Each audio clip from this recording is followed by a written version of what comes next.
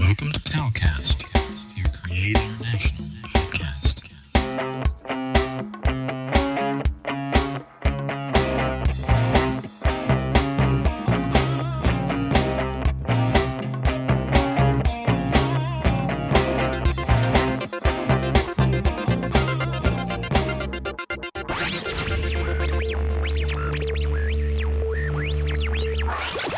God Network News, where we give you a new perspective on events happening in our world today. This is GNN.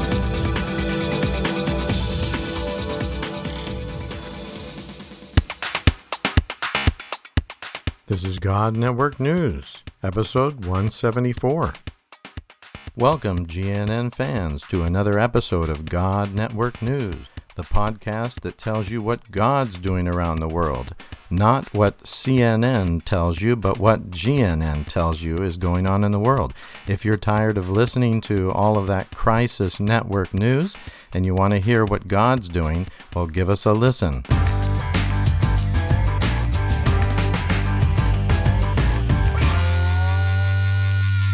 Greetings, God Network News fans, to another great series that we'll be doing on movements. For these next few weeks, we've got some exciting podcasts that have been recorded by some colleagues of ours, all on the topics of movements, what makes movement leaders, what makes a movement, all kinds of exciting things. We're going to be focusing a lot on what God's doing in this season of missions, which is movements of peoples, whole people groups to Christ. There's amazing things happening, miracles everywhere. One of our organizations that we are partnering with, 2414, is already monitoring 1,360 movements. And each of these movements have over 56,000 new believers among them. And these are just amongst unreached people groups. So God is up to something really fantastic. And we're going to be looking into this in the next few weeks of our podcasts of God Network News. Portions of our podcasts will be made up of rebroadcasted podcast interviews from a friend of ours named Steve Addison. Steve Addison is a great podcaster and very passionate about movements of peoples to Christ. And Steve has his own podcast, very successful podcast with over 226 podcast episodes. And the name of his podcast is On the Road to No Place Left. And we highly recommend that you subscribe to his podcast because he has an overwhelming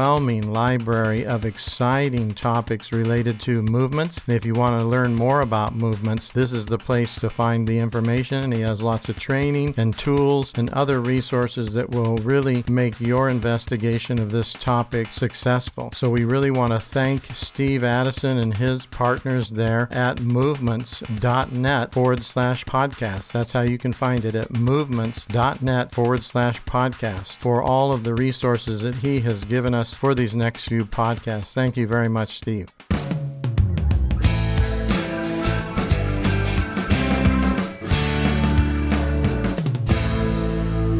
And it's largely because the existing movements are now training up, sending out workers to start new movements in nearby peoples. So some of the most effective movement starters, as you might imagine, are the people who were spiritually born and raised up by these movements. They really don't have to unlearn a lot of the things that a Westerner would have to unlearn in order to start something new. This is just the way it's always been done. This is the way they always do it. And so that has led to an explosion of new workers being sent out that are not part of any existing Western mission structure and are often very much outside the normal. They don't write articles for IBMR or Mission Frontiers. They don't show up in prayer inserts and bulletin inserts in Western churches. They don't have videos and what have you. So they're largely unseen. The ones that are happening in the Western countries are really deep under the radar because they just don't want the attention either from the traditional church or from well-meaning people who want to bring in money and workers and things like that. They want to keep it as a movement the way that they've been trained. So they're often very unlikely to want to talk about the fact that they're doing something or that they're seeing fruit. But yeah, there is some fruit that's happening. Also, there's a fair amount of engagement of what we would call diaspora peoples that are in Western environments as well. That's seen some fruit too. And a lot of the movements that are presently happening have been developing now for 5, 10, sometimes as long as 20 years, honestly, under the without really being noticed. A lot of the Western work is fairly new, less than 5 years old. So my general theory is, let's give it another 5 years and we'll see what dynamic has emerged out of that. I, like you, I celebrate what's presently happening, but I guess when I run into that, I think, well, we're kind of in the long haul. People want things to happen, within a year or within a few months, but that's not the way that it typically works. And we're in it for the long haul. We'll see what happens. I think that the first and the foremost characteristic that we always see in these kinds of movements is, of course, extraordinary prayer, and a reliance on Scripture, on seeing what's in Scripture, obeying what's in Scripture, sharing with others around you, and making disciples. That it sounds very rudimentary, but I think really what happens is in the traditional Western church, the model is, let's invite our neighbors to a professionally done church service in a building with great worship and great preaching, and they'll want to come back to the professionally done service with great music and great teaching. And that's okay, except that it's limited by the number of people that you can have in the church building, and it's limited by the number of people that want to come to the church building, right? With the movement, you really flip it on its head, and you focus on making the typical person, not the professional, but the typical lay person in the pew. You focus on making them into people who are the ones sharing and the ones who are making disciples. And so you have to keep that has to be kept very simple. That has to be kept so easy that anyone can do it, and yet so tied to Scripture that there's always an easy standard to come back to whenever you have a question. You're listening to God Network News Podcast with your host, Cal Curtis. Look up our website at godnetworknews.com. So, for one thing, with these movements, we generally don't use, like with the movements that beyond the agency I'm with, that we're with, we generally don't use special courses. We don't use special Bible studies that people have written. We don't use special curriculum. It's all centered around basic Scripture, and it's built around, you go to the Scriptures for the stories you're going to share and the questions you want answered. And if you ever run into a question that you don't know how to answer, your first question is not to talk to the outsider or the Westerner or whoever to find out the answer. The first question is, you go to the Scripture and say, what does Scripture tell us about this question? How do we obey that?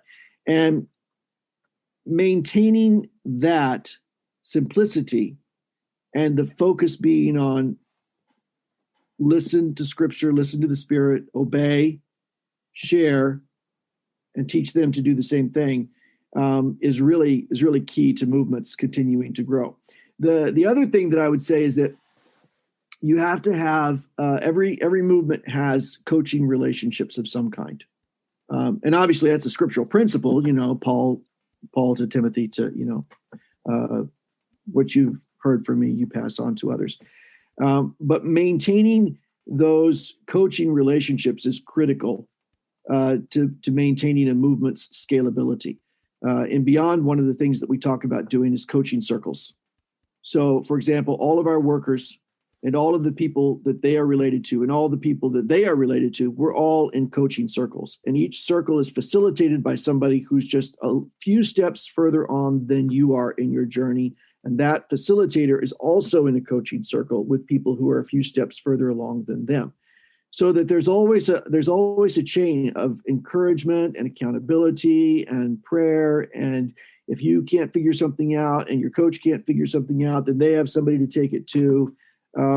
Having that network of relationships is incredibly important to keeping a movement scalable, where you're continuing to move out into larger and larger numbers.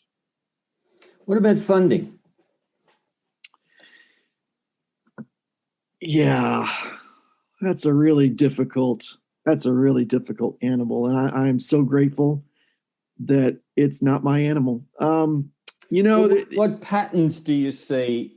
Sure, yeah. From movements that are getting to that multiple streams of fourth generation? How do they use money?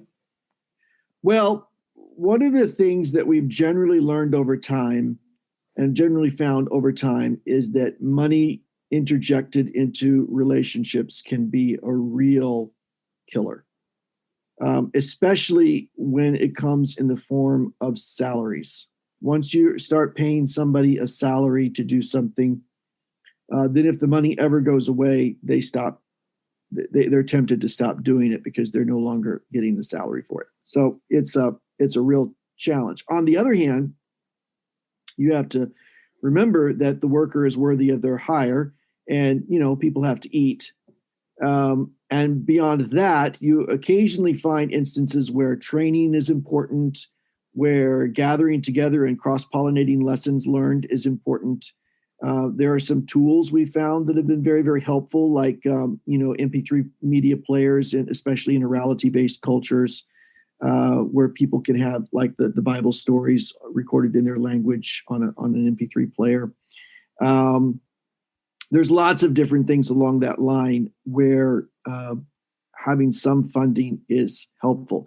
So I think most movements, generally speaking, would avoid anything that smacks of paying salaries to people. And certainly if there is any income for churches, it needs to be local and not coming from outside.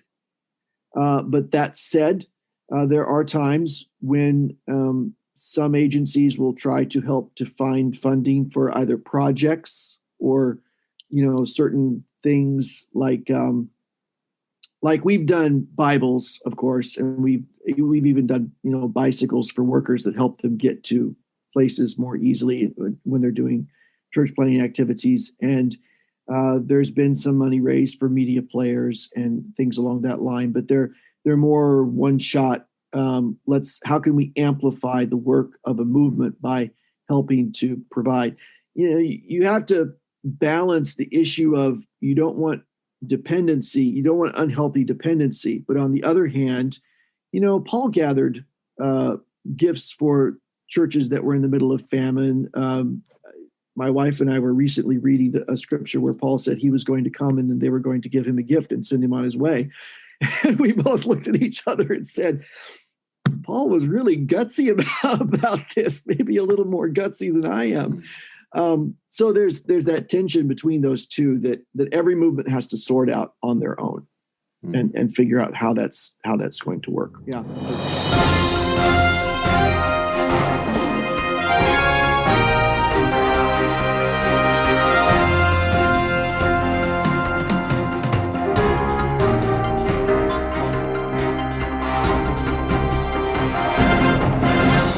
If you enjoyed this episode, please consider donating to help us continue to bring exciting stories fresh from the field. Visit our website at godnetworknews.com and select the PayPal link on the right side of the page, or consider becoming a Patreon partner to receive access to more valuable materials exclusive to our members.